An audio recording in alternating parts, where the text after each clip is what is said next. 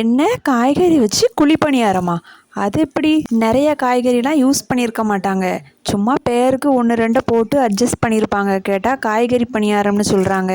இதெல்லாம் எப்படி நம்புறது அப்படின்னு சொல்லி யாரும் நினைக்காதீங்க. இந்த வீடியோவை ஃபுல்லாக பார்த்துட்டு காய்கறி பணியாரமா இல்லை சாதா குழிப்பணியாரமா நீங்களே சொல்லுவீங்க. வாங்க வீடியோக்குள்ளே போகலாம். இந்த குழிப்பணியாரம் செய்கிறதுக்கு நான் எடுத்துருக்கிறது தேங்காய் எண்ணெய். நீங்கள் சமையல் எண்ணெய் எடுத்துக்கலாம். தேங்காய் எண்ணெயில் பண்ணும்போது வாசம் அதிகமாக இருக்கும். அதுக்காக தான் தேங்காய் எண்ணெய் எடுத்துருக்கோம். சும்மா 2 டீஸ்பூன் தேங்காய் எண்ணெய் ஊற்றினா போதும். எண்ணெய் சூடானதும் 1 ஸ்பூன் சின்ன சீரகம் ஆட் பண்ணுங்கள். இப்போ பொரிஞ்சு வருது பாருங்கள். பொரிஞ்சு வரும்போது 1/2 ஸ்பூன் பெருங்காயத்தூள், 1/4 ஸ்பூன் மஞ்சள் தூள் ஆட் பண்ணிக்கோங்க. மஞ்சள் தூள் கலருக்கு தான். மஞ்சள் தூள் மட்டும் வேணும்னா யூஸ் பண்ணிக்கோங்க, வேண்டானா பிரச்சனை இல்லை. இப்போ அதை நல்லா வதக்கி விட்டுறலாம். இப்போது 1 கப் வெங்காயத்தை நான் பொடியாக கட் பண்ணி வச்சுருக்கிறேன். இப்போ இதில் நான் 3 வெங்காயம் ஆட் பண்ணியிருக்கேன். உங்களுக்கு எக்ஸ்ட்ரா வேணுனாலும் நீங்கள் ஆட் பண்ணிக்கலாம். இப்போ அதை நல்லா உள்ளே போட்டு நல்லா வதக்கிக்கோங்க. வதங்கட்டும். வதங்கினதுமே நம்ம என்ன பண்ணிக்கலாம்னா உப்பு ஆட் பண்ணிக்கலாம். நம்ம காய்கறிகளுக்கும் சேர்த்து இதிலே ஆட் பண்ணிடலாம். உப்பு நல்லா மிக்ஸ் பண்ணி விடுங்க. இப்போ நம்ம ஒரு சின்ன துண்டு இஞ்சை துருவி எடுத்துருக்கோம். இஞ்சோட வாசம் அந்த குழிப்பணியாரத்தில் நல்ல ஃப்ளேவர் கொடுக்கும். அதுக்காக தான் நம்ம இஞ்சை துருவி ஆட் பண்ணியிருக்கோம். லைட்டாக வதக்கிக்கோங்க. வதங்கட்டும் எல்லாமே.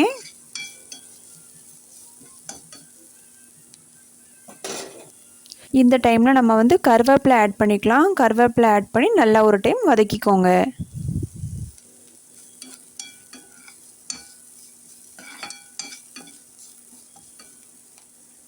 இப்போது 1 கப் நம்ம சீவி வச்சுருக்கிற கேரட், நான் 2 பெரிய கேரட் எடுத்திருக்கேன்.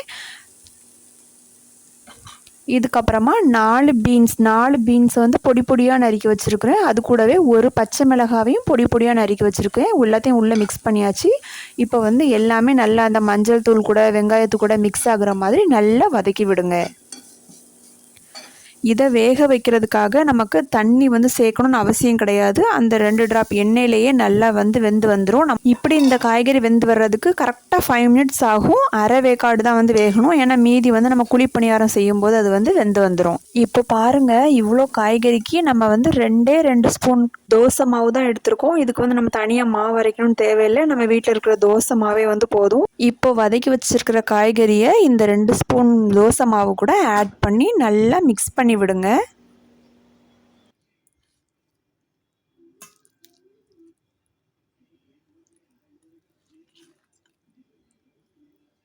மாவு எந்த பதத்தில் இருக்குன்னு பாருங்கள். கட்டியாக தான் இருக்குது. ஏன்னா நம்ம காய்கறி ஆட் பண்ணதுமே கூட கொஞ்சம் கட்டியாயிரும்.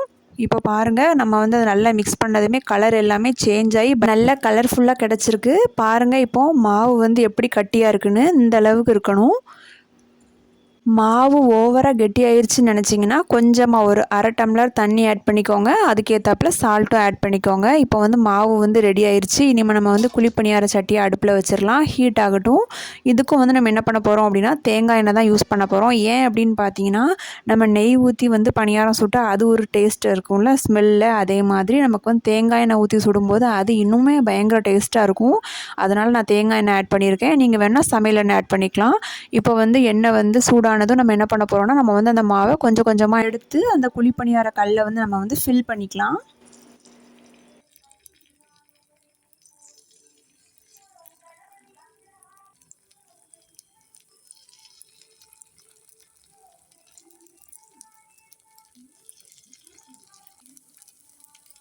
நம்ம மாவு ஊற்றுறப்ப அதை ஃபுல்லாக அந்த ஓட்டையை தாண்டி வெளியே வர்ற அளவுக்கு ஊற்றக்கூடாது. ஏன்னா அந்த மாவு கொஞ்சம் பொஃபி வரும். அப்போ நமக்கு அது எல்லாத்துக்கூடையும் சேர்ந்து மிக்ஸ் ஆயிரும்.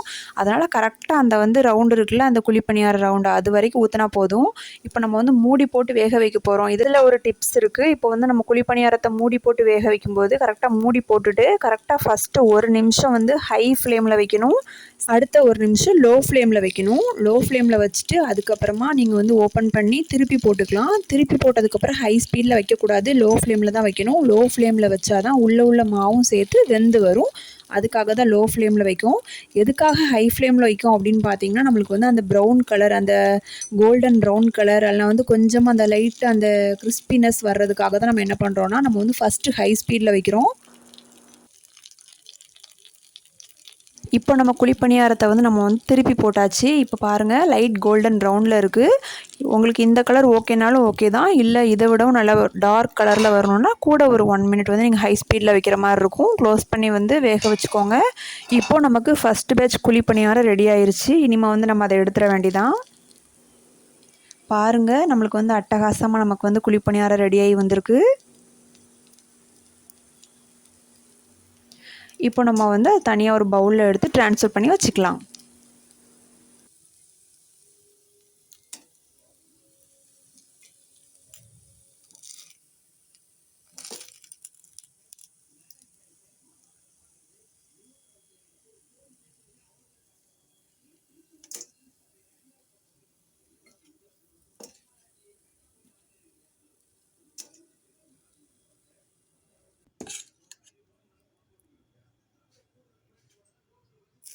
இன்னும் பாருங்கள் மாவு எவ்வளோ மீதி இருக்குன்னு. இப்போ வந்து செகண்ட் பேட்ச் வந்து நான் ஊற்ற போகிறேன். அதுக்கும் ஃபஸ்ட்டு வந்து தேங்காய் எண்ணெய் கொஞ்சம் ஆட் பண்ணிக்கோங்க. ஆட் பண்ணிவிட்டு அதுக்கப்புறமா கொஞ்சம் கொஞ்சமாக ஊற்ற ஆரம்பிங்க.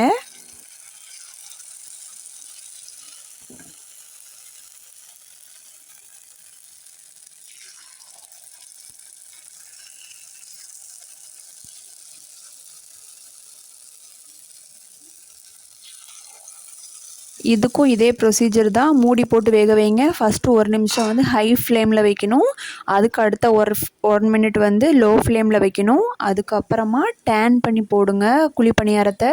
திருப்பி போட்டதுக்கப்புறமா 1 மினிட் என்ன பண்ணணும் அப்படின்னா லோ ஃப்ளேமில் தான் வச்சுருக்கணும். மூடி போட்டு வேக வைங்க. அப்போ தான் குயிக்காக வேகும். மொத்தம் இந்த குழிப்பணியாரம் பண்ணுறதுக்கு வந்து 3 நிமிஷம் வந்து டைம் வெந்து வர்றதுக்கு. இப்போ பாருங்கள் இது வந்து ரொம்ப கிறிஸ்பியாக கோல்டன் ப்ரௌனில் நல்லாவே வந்திருக்கு. திருப்புறப்பவே தெரியுது பாருங்கள் அதோட கலர் வந்து எப்படி இருக்குன்னு பாருங்கள். ஃபஸ்ட்டு உள்ளதை விட செகண்ட் வந்தது வந்து ரொம்பவே அருமையாக வந்திருக்கு.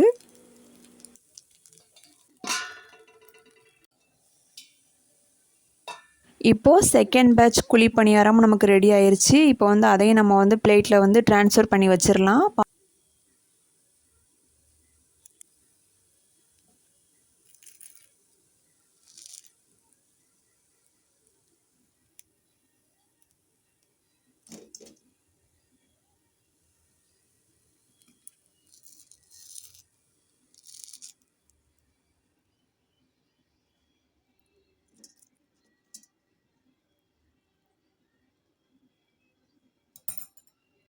இப்போ நான் காட்டுறது 3வது பேட்ச். மொத்தம் வந்து எனக்கு 3 வாட்டி நான் வந்து இந்த குழிப்பணியார சட்டியில் ஊற்றியிருக்கேன். மொத்தம் வந்து ஒரு டைமுக்கு எனக்கு 7 வந்துச்சு. மொத்தம் 21 குழிப்பணியாரம் வந்து எனக்கு கிடச்சிது வெறும் 2 கரண்டி மாவில்.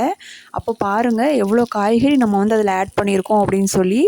இதில் வந்து 4ல் 3 பங்கு காய்கறிகள் தான் இருக்குது. அதனால தான் நான் இதை சொல்கிறேன் ஹெல்த்தியான குழிப்பணியாரம் அப்படின்னு சொல்லி நான் சொல்லியிருக்கேன். ரொம்பவே அருமையாக இருக்கும். கண்டிப்பாக வீட்டில் இதை ட்ரை பண்ணி பார்த்துட்டு எப்படி இருந்துச்சுன்னு சொல்லுங்கள்.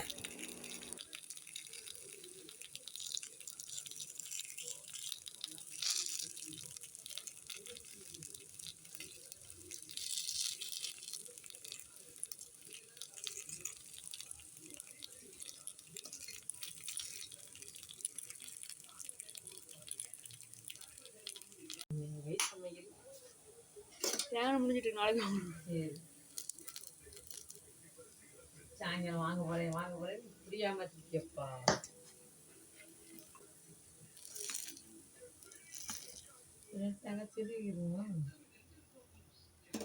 இப்போ குழிப்பணியாரம் எல்லாத்தையுமே நம்ம சுட்டு முடிச்சாச்சு. இனிமேல் வந்து நம்ம வந்து சாப்பிட ஆரம்பிக்கலாம்.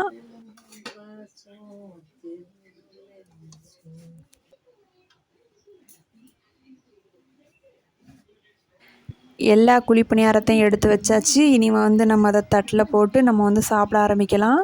பாருங்கள் இந்த குழிப்பணியாரத்தோட ஷேப்பை பாருங்களேன். சில நேரம் வந்து ஃப்ரண்ட்டில் மட்டும் பொஃபி இருக்கும், கீழே வந்து ஒரு மாதிரி வந்து சப்பி இருக்கும். ஆனால் வந்து இது அப்படி கிடையாது. இது வந்து 2 சைடுமே எவ்வளோ அழகாக பொஃப்னு இருக்குன்னு பாருங்கள். நல்ல பூரி மாதிரி குட்டி பூரி மாதிரி இருக்குது பானிபூரி சைஸில்.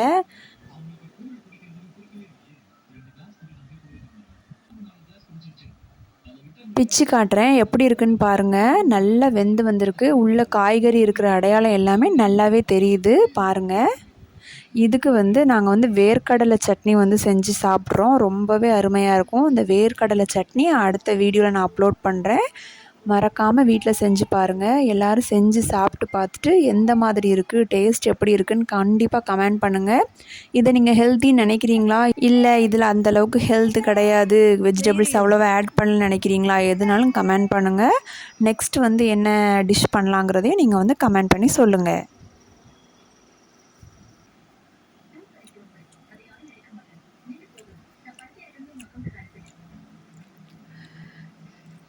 Thank you for watching.